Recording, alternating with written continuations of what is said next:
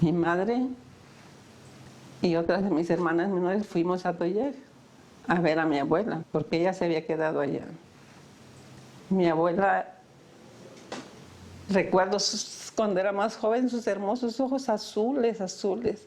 Los había cubierto una telita que era catarata. Entonces mi abuela nada más veía los bultos, ya no veía. Entonces se atravesó a una silla y se cayó y se rompió una pierna. Y no se la habían podido arreglar. Entonces mi padre era el que se ocupaba de ella. Y fuimos a verla y le dijimos, a mi abuelita, dice, y nos vio y nos escuchó pues, y dice, ¿y mi hijo? ¿Dónde está mi hijo que no ha venido? Digo, ay abuelita, digo, es que se fue con mi hermana Andrea a Ciudad Altamirano, allá va a estar una temporada porque aquí está muy feo. Está muy feo. Y mientras se componen las cosas, mi papá va a estar con mi hermana allá. Y yo le tenía tomada la mano a ella. Y dice, y estaban mis hermanas y mi madre. Y dice, nos contestó mi abuela, dice, no, díganme la verdad, dice, Rosendo no es capaz de abandonarme en esta situación. Él siempre es el que se ha encargado de mí. Y jamás se iría sin despedirse de mí. No les creo que se haya ido a Ciudad Altamirano. Y en ese preciso momento que estaba, yo tenía la mano de mi abuela agarrada. Pasa un voz de los que venden periódicos gritando, pero así a grito abierto, allí en una puerta de su casa. Ni vivo ni muerto aparece Rosendo Radilla Pacheco. Llevaba el periódico gritando, entonces mi abuela lo escuchó.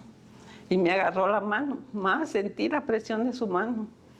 Y digo, en sus ojos que tenían esa telita de catarata, que no se ve la expresión, vi unos ojos con una mirada tan triste que jamás en mi vida he visto ese reflejo en alguien que es como casi invidente, pues, porque ella ya no veía. Entonces esa mirada tan angustiosa, ¿sí? Tan angustiosa. Esto nunca lo he comentado, ya lo hemos vuelto a comentar en la familia, porque es algo muy doloroso, porque es la madre, sin nuestro dolor era mucho. Ahora, de la madre anciana, que no se podía parar de su cama para ir en busca de su hijo, ¿sí? Entonces nada más sentí la presión de su mano y un quejido. Y no dijo nada. No dijo nada. Soportó su sufrimiento en silencio y en espera tal vez del regreso de mi padre.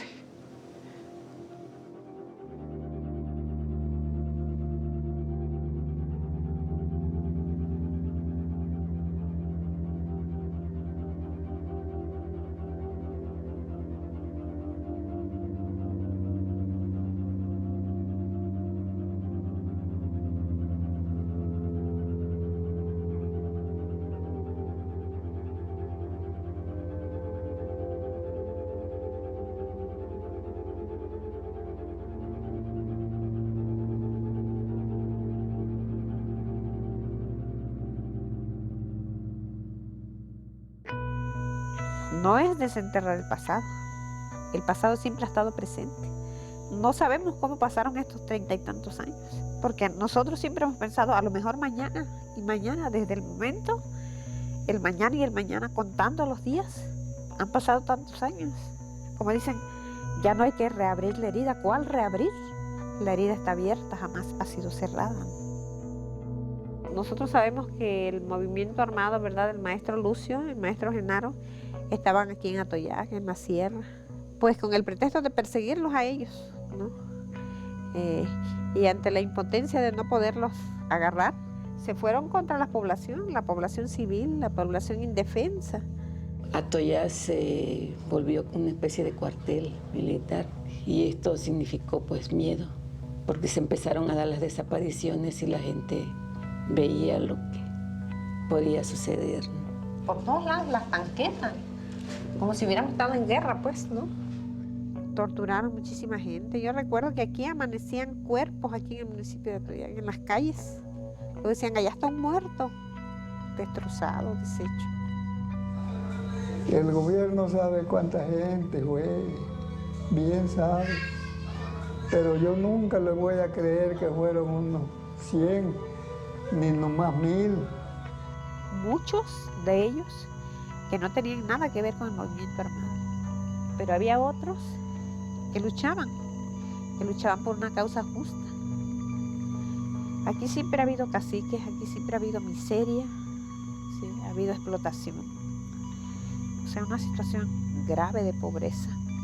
Nosotros sabemos que el presidente Luis Echeverría es responsable. Decían que, bueno, Luis Echeverría no sabía que estaba pasando eso.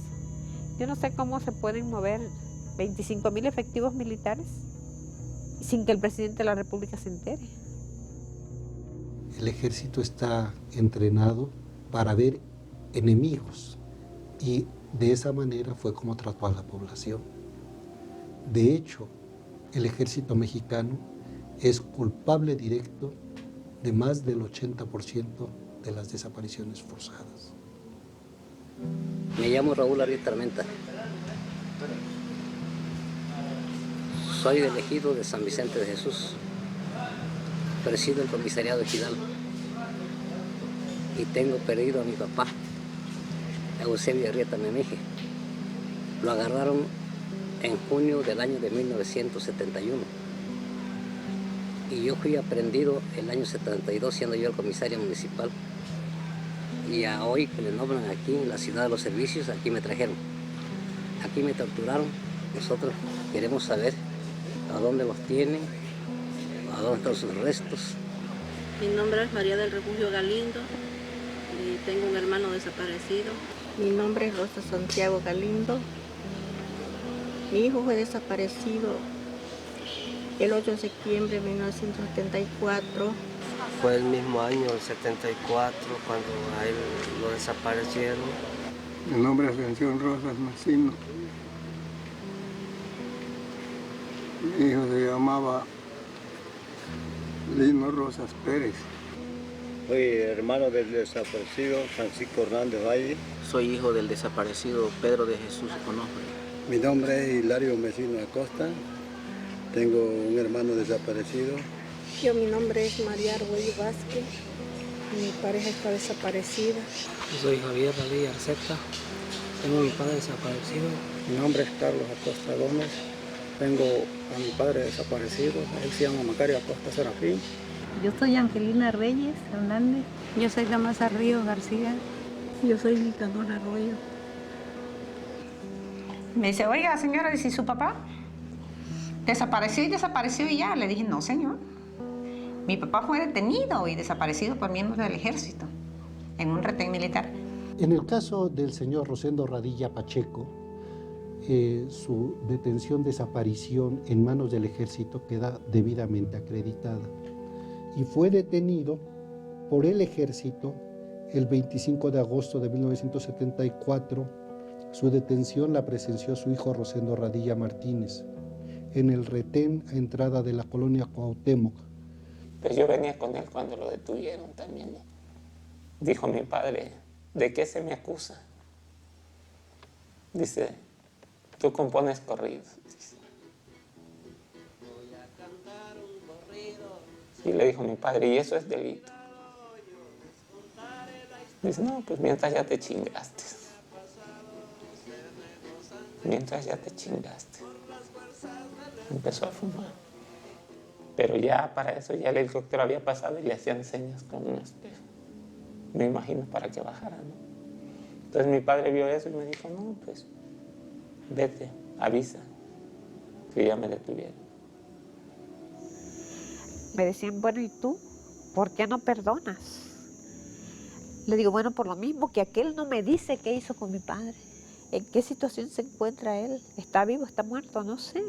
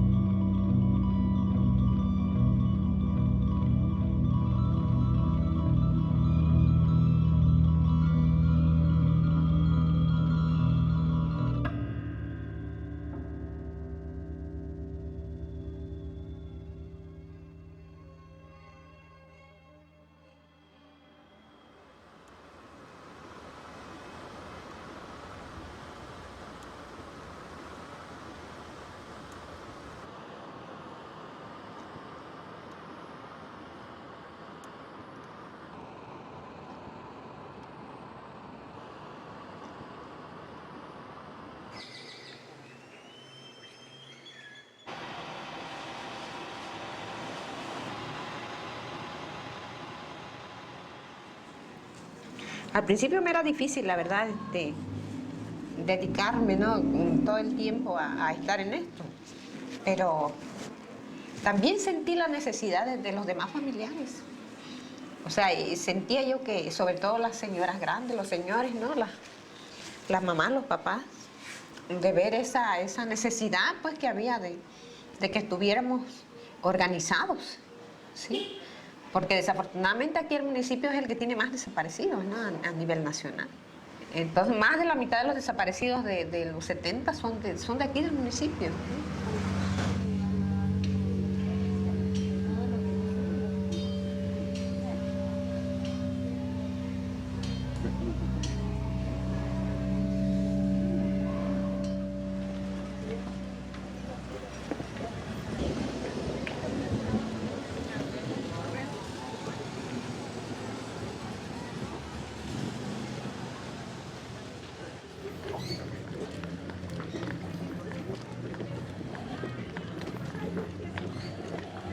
Pueblo se pregunta, ¿y esos quiénes son? Somos familiares y exigimos solución. El tema de la justicia a las víctimas de la guerra sucia es un tema olvidado, es un tema que no está en la agenda, es un tema que no se toca en la reforma procesal penal que está en curso en México actualmente. Es algo como que se quisiera negar, es como en la historia, en la vida de una persona, como un trauma del cual no quisiera hablar, y sin embargo ahí está. No ha habido un pronunciamiento significativo por parte del presidente de la República sobre el tema, no forma parte de la agenda de los legisladores, es un tema que se minimiza, se olvida, pero que sin embargo sigue presente.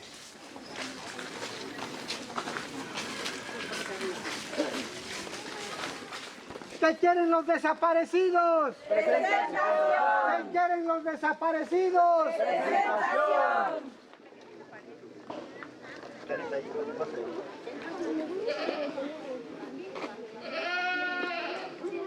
Aquí a mi padre aquí lo torturaron 8 días sin darle de comer, mañana, sin mano ni pelo. 8 días sin comer nada, mi padre, de 98 años.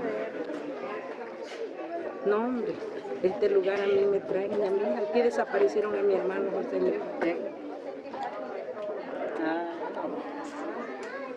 Y emparejaron, parece que no hay nada.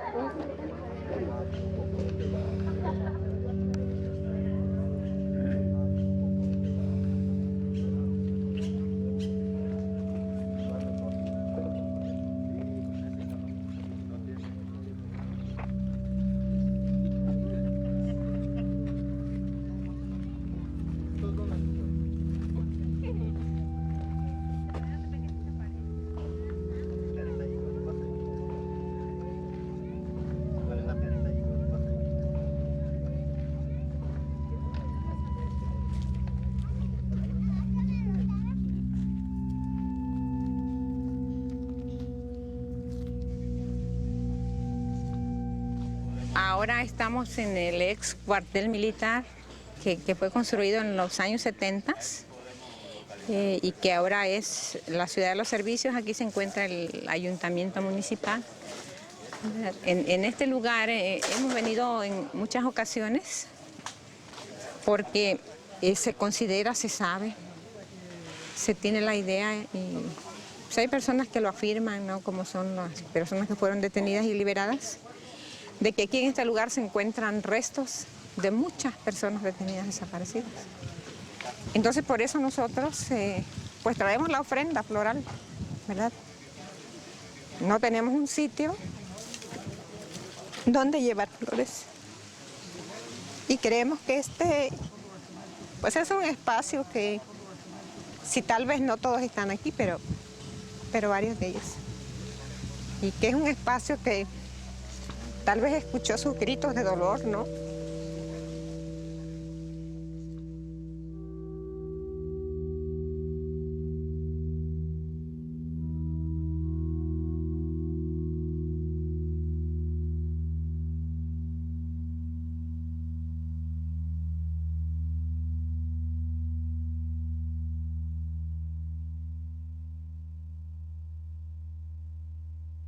No es que esto haya pasado hace mucho tiempo, esto sigue pasando. Porque en la medida en que no conozca la familia, el familiar de la víctima, qué fue lo que pasó con su familiar, o en dónde está, o cuál fue la suerte que corrió, o en dónde está enterrado, el delito se sigue cometiendo. Y su país sigue cometiendo segundo a segundo desaparición forzada. No, es que no fue en esta administración, eso fue en otros tiempos, no señor. La desaparición forzada es un crimen de carácter continuado y en tanto no se sepa qué fue lo que pasó, se sigue cometiendo. Eso de que la tortura es un acto de ejecución instantánea y no de carácter continuada, pregúntenle a los familiares de las víctimas si no viven ellos una tortura continua desde que se lo llevaron vivo, mientras no conocen qué fue lo que pasó. Este es uno de los casos clarísimos, como en el caso de la tortura, en donde estamos en presencia de un crimen de Estado.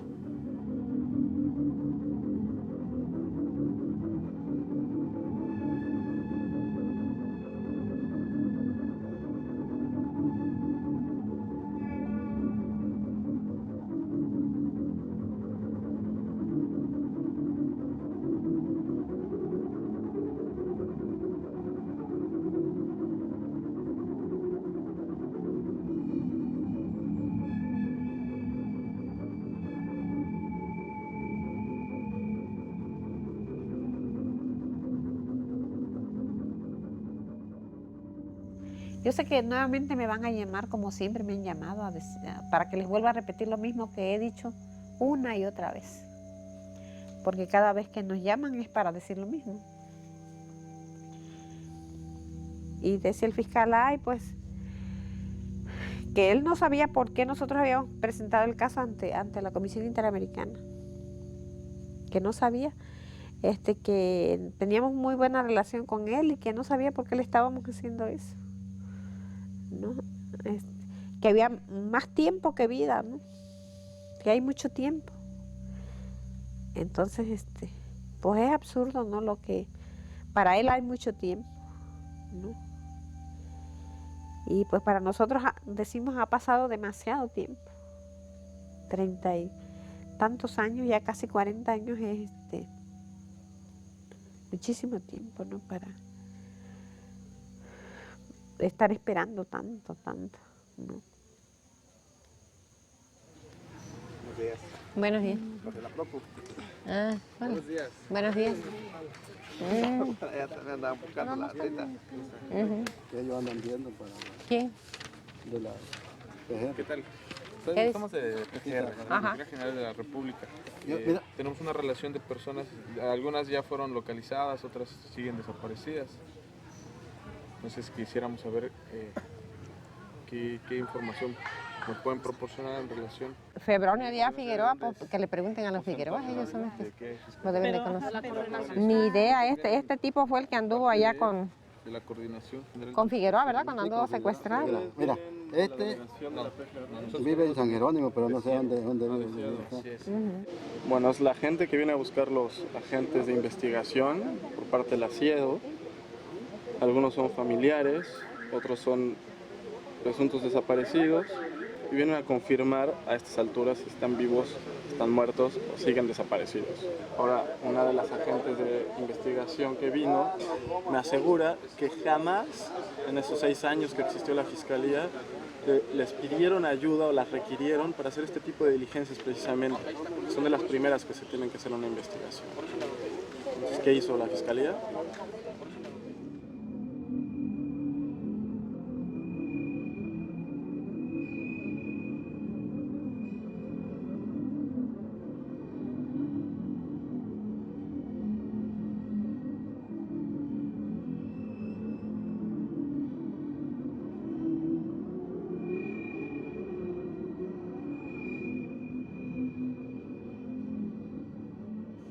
Y pues bueno, uno siempre con esperanza sobre todo de dar con el paradero de ellos, ¿no? Saber dónde los dejaron, no, que va a haber exhumaciones y no sé qué tanto, ¿no? Pues puras promesas, la verdad, porque no hubo nada, ¿no? Y sobre las exhumaciones le decíamos, es que nosotros sabemos, ¿verdad? Porque la gente lo ha dicho, de que hay restos en tal sitio o en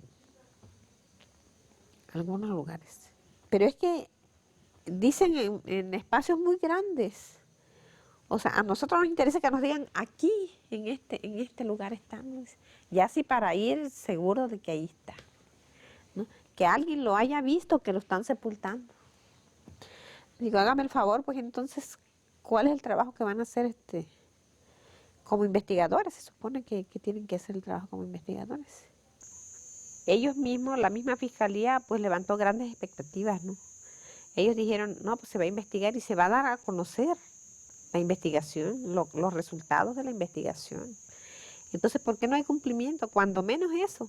El fiscal entrega el informe al presidente y el presidente no dice nada. Es decir, Vicente Fox se queda callado, luego no pasa nada y un día aparece en el diario oficial en marzo del 2007 que desaparece la fiscalía. Pero desde su creación se hizo evidente que lo que él quería era hacer a un lado el compromiso, es decir, cumplir solo formalmente sin que hubiera un verdadero compromiso de parte de su gobierno para coadyuvar con la fiscalía y lograr que se obtuviera verdad, justicia y reparaciones, porque esos eran los tres ingredientes del decreto que crea la fiscalía. Tenemos todo el derecho de saber qué es lo que hay ahí, ¿verdad?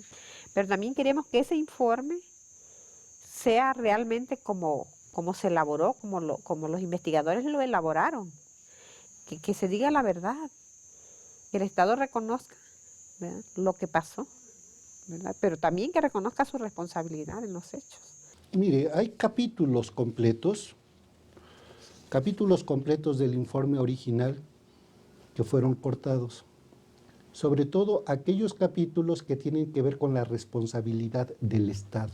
No se puede entender esto como, digamos, como acciones sueltas, individuales de algunos policías que se excedieron en sus funciones o de algunos soldados que de repente, sin más, se les ocurrió ir y atacar a una señora. No.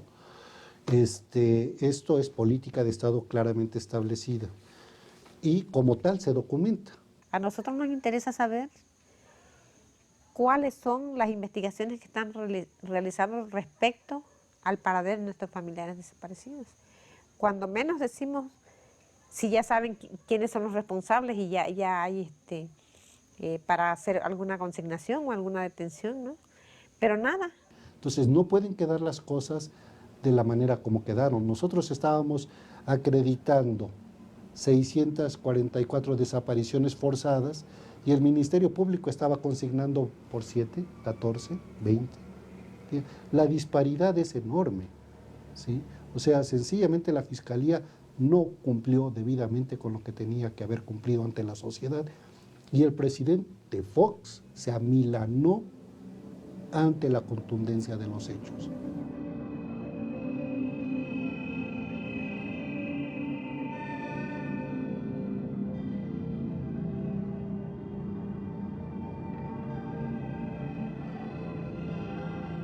Luchando para ver si me entregaban aquellos los restos. Salió efectivo pues, porque pues cuando cayó Cabaña, pues también cayó junto con él allí, porque él era el que andaba allí con él. Si él fue ejecutado, a él lo asesinaron y ellos sabían quién era, ¿por qué no se lo entregaron en aquel momento? ¿Por qué lo hicieron sufrir a él todo ese tiempo? Porque no solamente lo asesinaron a él, sino que poco a poco van matando al familiar. Pues es una angustia diaria de vivir con esa incertidumbre, ¿no? De no saber dónde están. 33 años no saber de ellos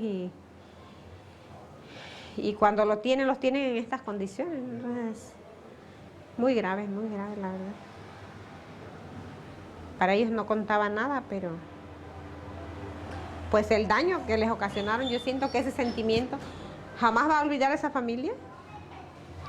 Cómo venían por partes, ¿no? En una bolsita de papel, que la mano, que la cabeza. ¿No? Y se imaginan don Chon, doña Paulina, cada vez que las ven, pues se ve, ¿verdad?, el desprecio de esta gente tanto hacia las familias, ¿verdad?, la falta de respeto. hacia los familiares y sobre todo hacia ellos, hacia los desaparecidos, ¿no? Y bueno, decidimos guardar las cajas para que no se nos olvide también la manera como el Estado nos ha tratado, ¿no? Entonces, yo creo que esto aquí lo vamos a tener y creo que no vamos a volver a aceptar que nos hagan esto. Y pues, en 5 años se exhumaron estos restos que ya se sabía dónde estaban, pues imaginan los que no se sabe. Entonces...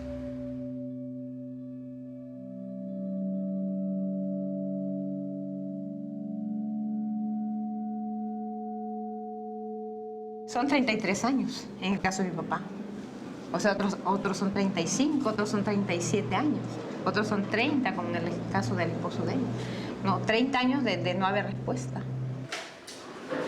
Pues lo vemos claramente porque el caso de mi papá fue bien ilustrativo, porque cuando dijimos que ya iba a ser admitido el caso ante la Comisión Interamericana, inmediatamente la Fiscalía consignó el caso ante el juez segundo de distrito en Acapulco. Pero el juez segundo de distrito le declaró incompetente y envió el caso al tribunal militar. Igual se declaró incompetente y envió el caso a la Suprema Corte de Justicia. Y también la Suprema Corte de Justicia pues no resuelve, dijo que no resolvía competencias y lo envió al juzgado segundo de circuito en Acapulco. Y pensamos nosotros, me dice, ay, pues creo que tienen buena disposición para lo del caso. No, resolvieron por unanimidad que se iba a la justicia militar, ¿no? Entonces, pues como vemos claramente, no hay voluntad.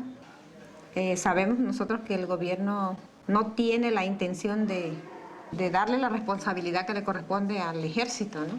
Y mientras estén los casos en la Procuraduría Militar, pues no se va a poder hacer nada, ¿no? Y además de que la Procuraduría Militar está siendo señalada por nosotros como responsable de las desapariciones de nuestros familiares y no tenemos por qué ir a un tribunal militar. Cuando los elementos de las Fuerzas Armadas cometen una violación a los derechos humanos y un delito en perjuicio de un individuo en particular, el asunto es del fuero civil y son las autoridades civiles en sentido amplio de las autoridades penales ordinarias, las que deben conocer del caso y no las autoridades militares, porque ¿qué podemos esperar de un caso donde la propia autoridad que intervino está juzgando? Ninguna víctima en nuestro país debería tener que enfrentar a un tribunal militar, porque entonces se está ocurriendo una doble victimización. Nosotros sabemos en México que ni siquiera en la vida civil existen esos mecanismos de proceso debido, ¿no? Menos en el ejército. Yo creo que en este punto concreto el cuerpo de leyes militares es la antítesis del derecho, ¿no? El fuero de guerra debe existir en tiempo de guerra y en tiempo de paz cualquier ciudadano de cualquier profesión, incluso los militares, deben ser llevados ante la justicia civil para que ahí se ventilen los asuntos, ¿no?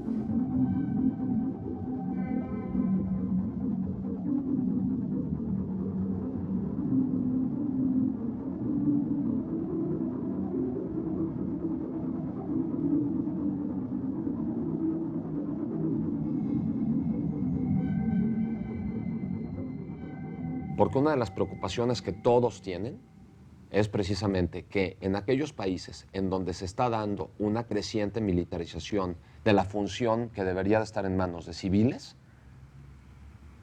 entonces, ¿qué es lo que provoca esa situación? Mayores violaciones de derechos humanos y a veces desaparición forzada. No se deben de usar a los soldados para labores policíacas. Tienen una misión y una formación y una manera de actuar distinta.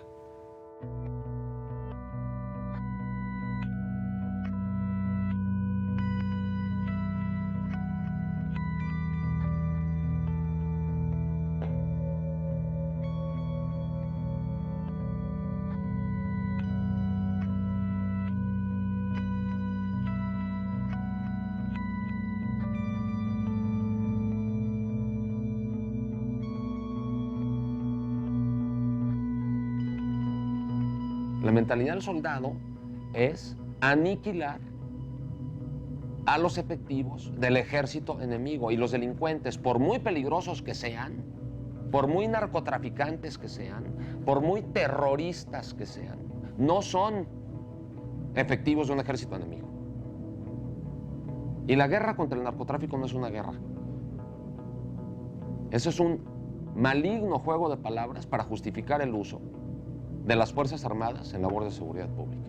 Y eso provoca muchos abusos. No, las desapariciones se siguen dando. Eso nunca ha parado. Las desapariciones son una práctica que ha sido institucionalizada, porque siempre, y sobre todo el ejército, ha desaparecido muchísima gente.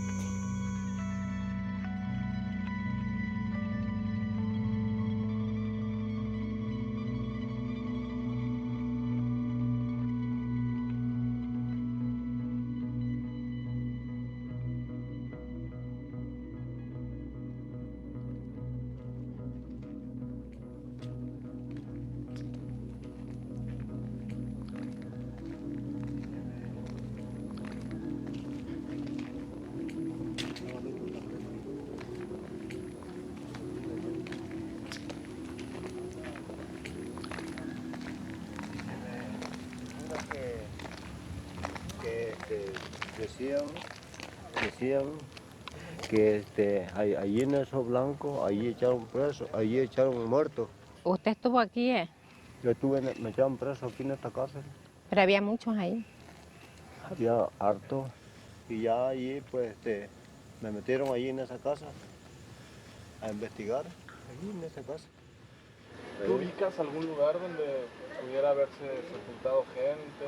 Mira, que yo cuando hice mi servicio militar, yo nada más sabía que ahí llegaban los helicópteros aquí en la explanada y bajaban a los reos, pero donde sí ya estoy más seguro es acá, donde yo les digo. No, pero ¿por qué estás seguro? Porque un militar le dijo a mi patrón, a uno que fue mi patrón, le dijo militar, ese militar es de Tlapa. Y ese militar me parece que era el maquinista, era el operador de la máquina. ¿Dónde la...?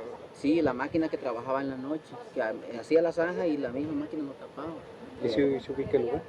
Sí, más o menos por un lugar donde había una maqueta.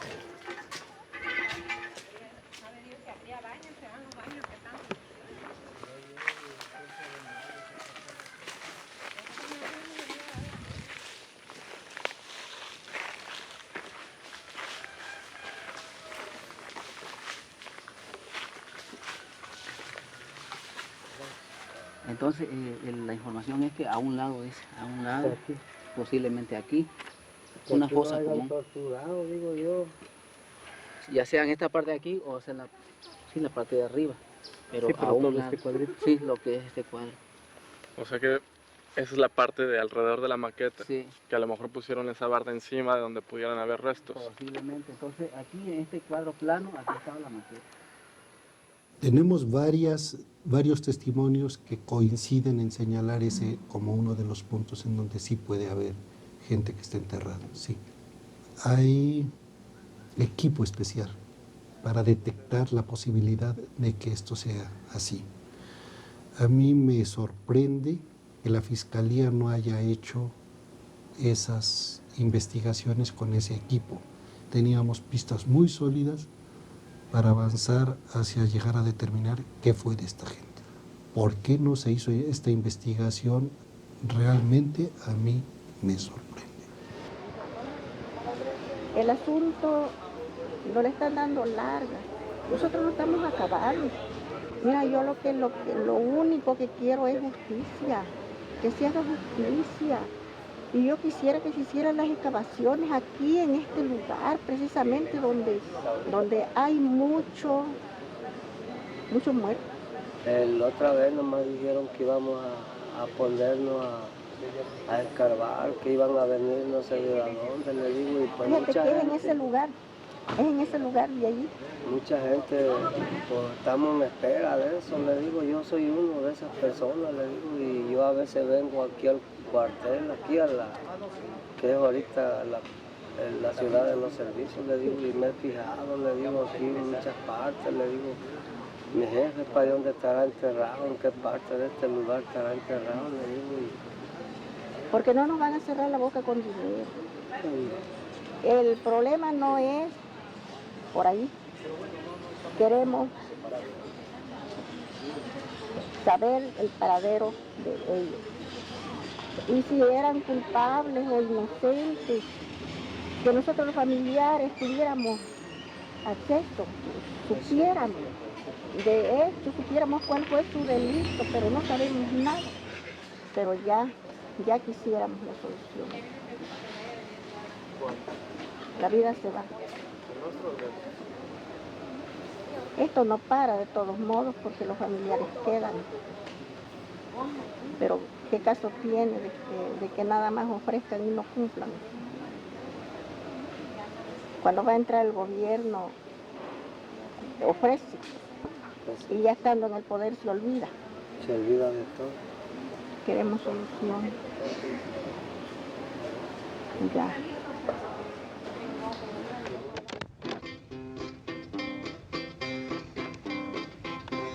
Ahí andan los federales por toditos los caminos,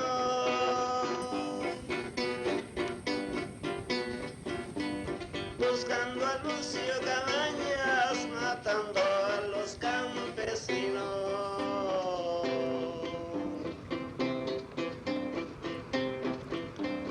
Esos hombres no se matan, ellos no deben morir.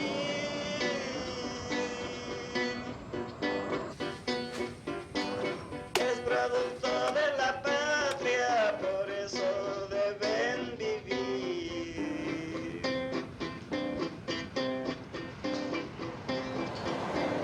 Revolución socialista, el pueblo te está esperando.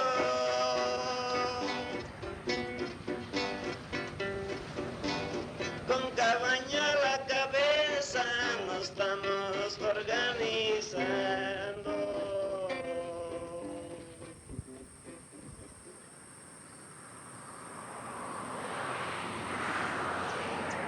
El gobierno mexicano siempre ha estado pidiendo, en este caso, ha estado pidiendo más, que se le dé más tiempo. ¿Pues más tiempo para qué? ¿Más tiempo para qué? O sea, se la llevan en puro estar haciendo este tipo de diligencias y cuáles investigaciones, ¿verdad? Entonces, pues ellos que investiguen a los militares, porque ellos son los que se llevan a los familiares. ¿Cómo que nosotros les vamos a decir dónde están sepultados, a mi favor? Que le pregunten a Costa Chaparro, pues él era el que ya lo liberaron. ¿No? ¿Verdad? Que Costa Chaparro era el mero que estaba aquí. Ya lo liberaron, ahora que le pregunten a él dónde los dejó, ¿no? Los dejó. Nosotros qué vamos a saber. Ellos se los llevaron. Se sabe que aquí hay, pero no sabemos en qué sitio exacto.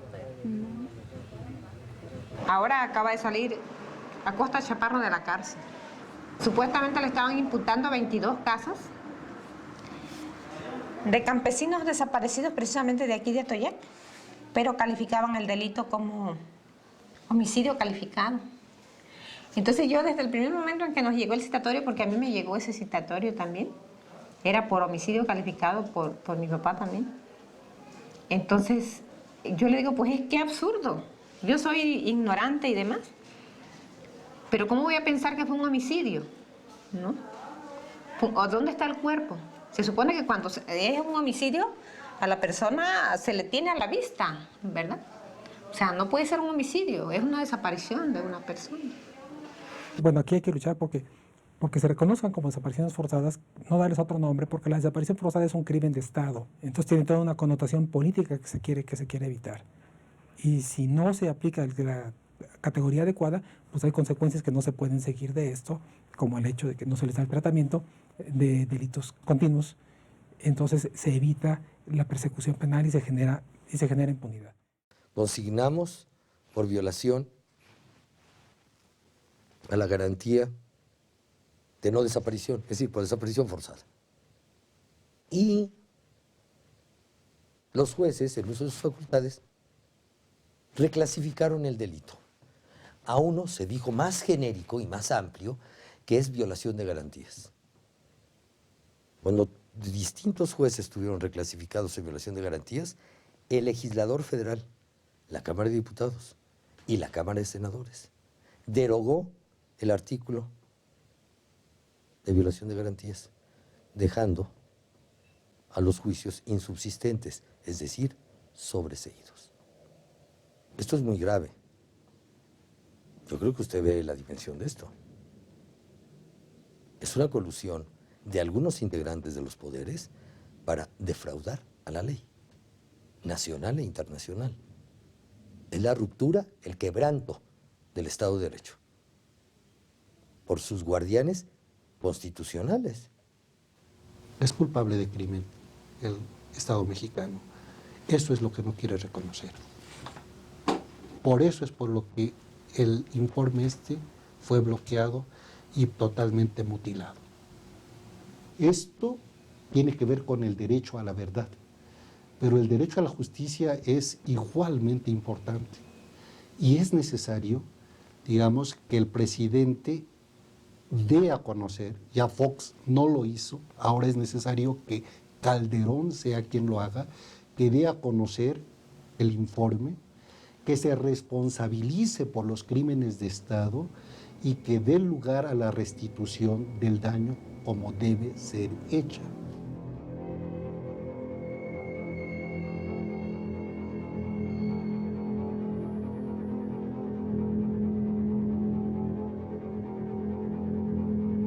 Ellos quisieran que nos olvidáramos, pero pues eso es imposible. Y no es solo porque los familiares lo quieren, sino que es por justicia. El Estado delinquió, o sea, se convirtió en un delincuente. En el momento que hizo lo que hizo, ellos tenían derecho, en todo caso, si alguno había infringido la ley, tenía derecho a un juicio justo.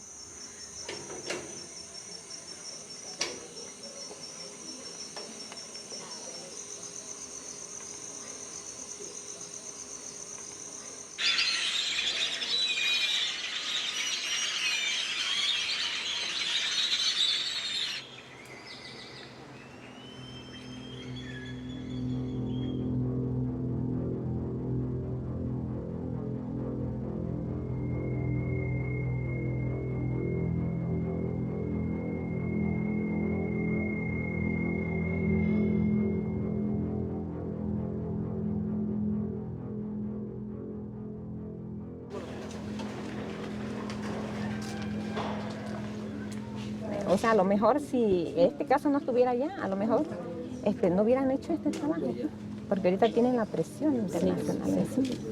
Y eso es lo que nos permite que esto se pueda hacer.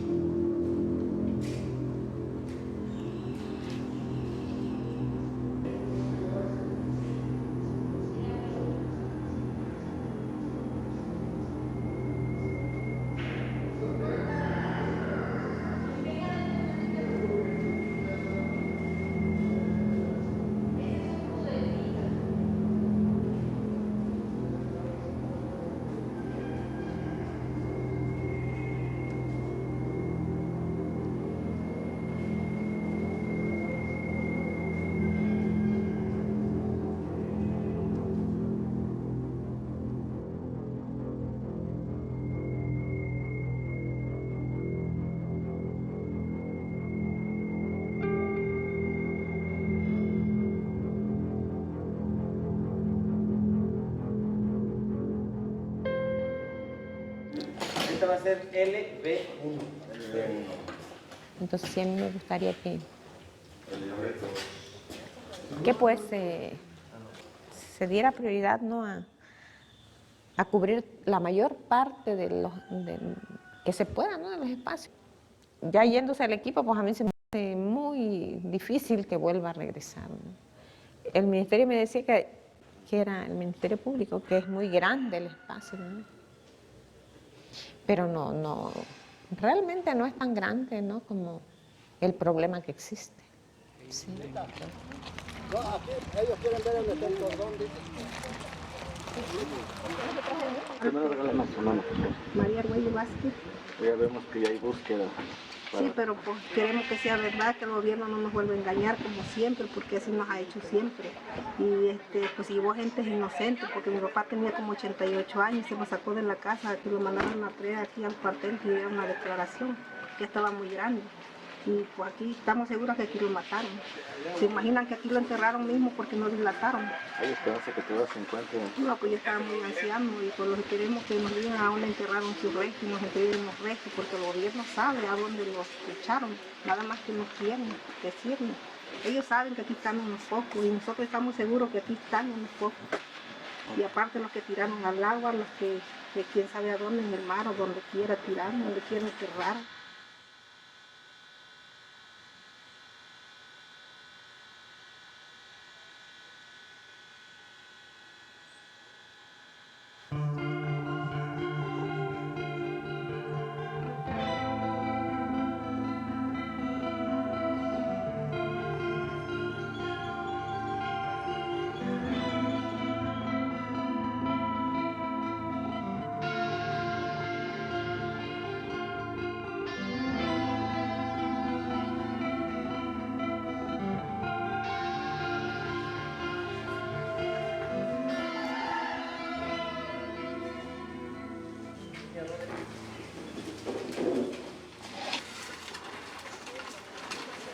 Vamos a ver para allá. Vamos a poner. ¿Eh?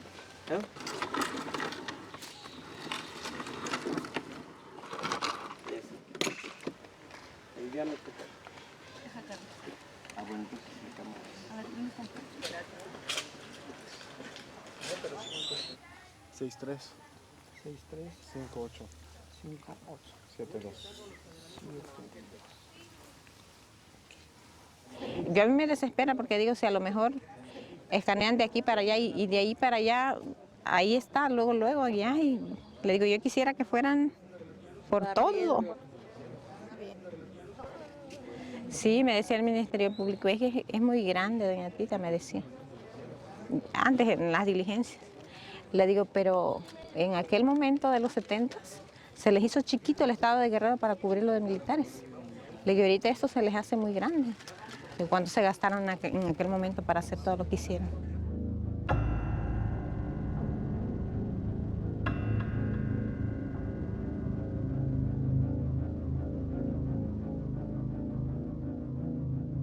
¿Será hasta que terminen esta búsqueda aquí o será dentro del mismo tiempo?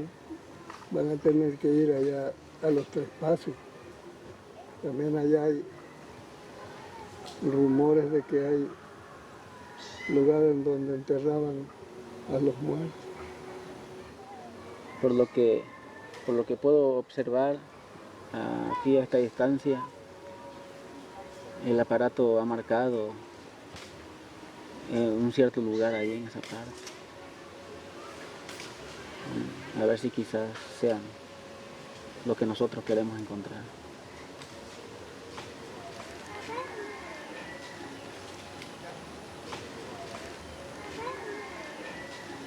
Alguna gente dice, bueno, ya tiene mucho tiempo, ya eso ya deben de ir superándolo, pero no es fácil. Yo pienso que entre más tiempo pasa, o sea, la angustia crece, ¿verdad? Lo detienes y tienes la esperanza de que llegue en un momento, que llegue, que a lo mejor mañana, a lo mejor, y todos los días está uno, a lo mejor mañana, a lo mejor mañana. Pero el tiempo va pasando y la angustia va aumentando, o sea, hay menos posibilidades, ¿no? Porque ha pasado más tiempo.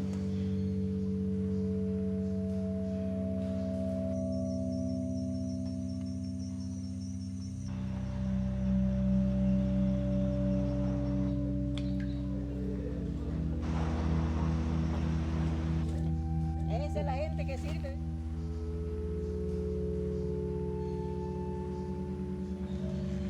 A mí no me interesa correr riesgo, ¿no? Yo sé que, o sea, yo necesito saber qué pasó con él.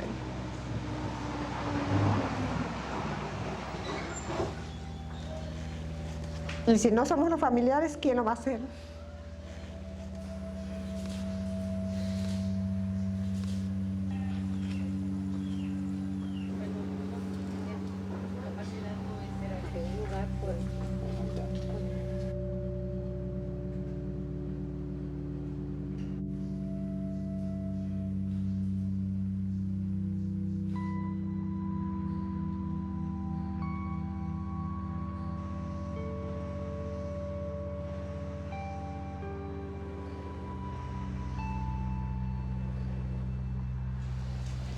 Decían, no me busquen ya, si me desaparecen, si me llevan ya.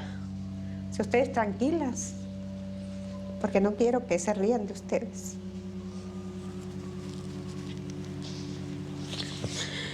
Cuando uno piensa, él era muy friolento, ¿no? Le daba mucho frío siempre. Y cuando lo acababan de detener, o sea, yo pensaba en eso. O sea, tendrá frío, tendrá hambre, tendrá sed.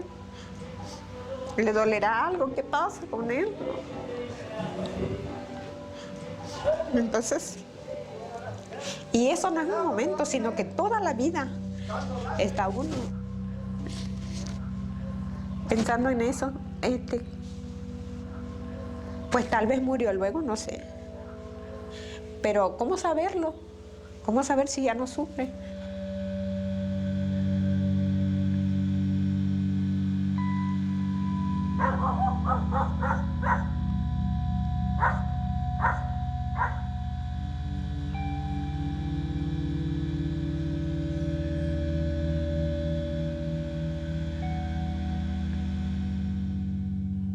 No había voluntad para indemnizar a las víctimas, para reparar a las víctimas. No la había, no la hay, creo yo. Tiene que haberla. De grado o por fuerza. Pero el Estado mexicano, tarde o temprano, indemnizará totalmente dentro de las posibilidades materiales, humanas, pues, y de las reglas internacionales, cumplirá con su obligación, tarde o temprano. Quien cree que esto se puede guardar en un cajón y olvidar, no sabe lo que es esto. No sabe de constelaciones familiares, no sabe de memoria, no sabe de historia. Esto o se resuelve o es una lápida sobre la conciencia mexicana continuada, que cada vez va a ser más asfixiante y opresiva.